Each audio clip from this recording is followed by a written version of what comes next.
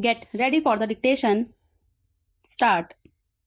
Now coming back to the question of minorities, you will please find why this particular resolution has been so widely put in that it might include a religious minority as well, a linguistic minority as well, or an economic minority, as some honorable members rightly pointed out. Now, sir, a question arises whether there ought to be any such protection in so far as a particular type of minority is concerned. I shall deal with the question of minorities at some length, but you will please find, sir, what the honorable mover wants is that there ought to be a permanent minorities commission. It ought to be endowed with statutory powers.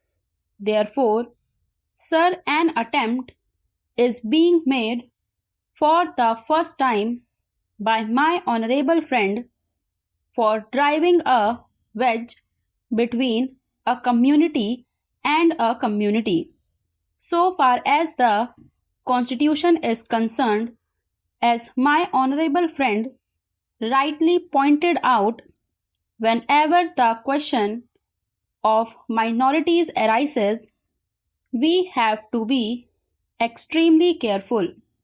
The Constitution is a very sacred document which has embodied all the different aspects of the common question of India's nationality. India is one in spite of different types of languages and religions. But in the midst of all these diversities, we have to develop a common nationality. Therefore, whenever we consider the question of the development of the nation and the interest of the nation, you cannot afford to think in terms either of religion or of language. It is true, sir, that there are different religions. It is also true that there are different languages. Therefore, a question arose and the framers of the Constitution had to devise a constitution in the midst of the unity of India with certain diversities here and there. For that purpose, what they did was they devised a common nationality for the whole of India, and in so far as religious minorities were concerned, they were given certain rights. I would not go into the details regarding the provisions of the fundamental rights regarding the practice of religion.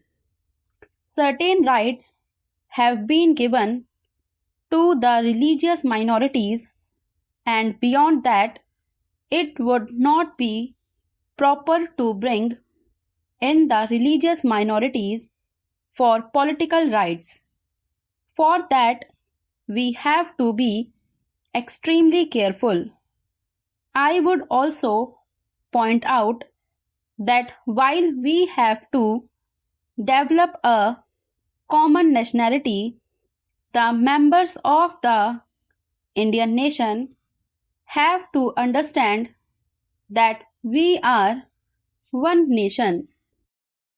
Therefore, certain rights in respect of religious minorities were given. They were fundamental rights, and most of them are justiciable rights. Here, we stopped so far as the religious rights were concerned. Then a question arose: what ought to be the attitude of not only the government but the society regarding the languages? It was true that there were certain interests of the regional languages. Now, these languages required to be developed, but they were not meant for dividing one man from the other. So, in 1956, when the states were formed to a certain extent on the basis of language, what was done was not to have a state with cent% people belonging to the regional language, because they were found to be people belonging to different languages. That was the reason why this question was considered at great length, and the States Reorganization Commission also went into this question of linguistic minorities. It was bound to arise here and there because they were likely to feel that their rights and safeguards given to them might or might not be properly implemented.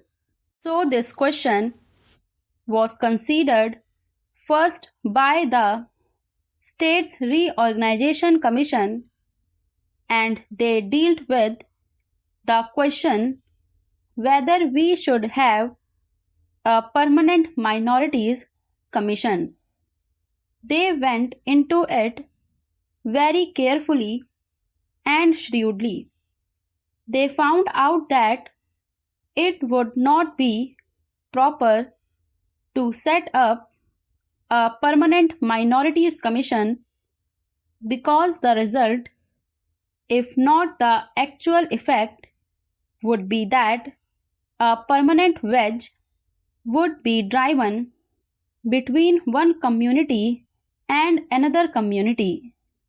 So far as language minorities were concerned, they had a right so far as their own languages were concerned.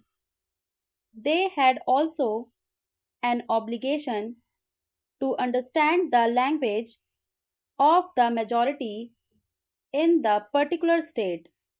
It is only by thus coming together that the members of the two language groups would come together and would harmoniously develop. But it was found at the time when the States Reorganization Commission had to consider this, that some machinery should be devised for safeguarding the rights of linguistic minorities only, and after full consideration, that was conceded was that only in respect of linguistic minorities certain rights should be extended and certain rights should be safeguarded, and an officer should be appointed by the President for making a report on the question whether these rights of the linguistic minorities are or are not properly safeguarded.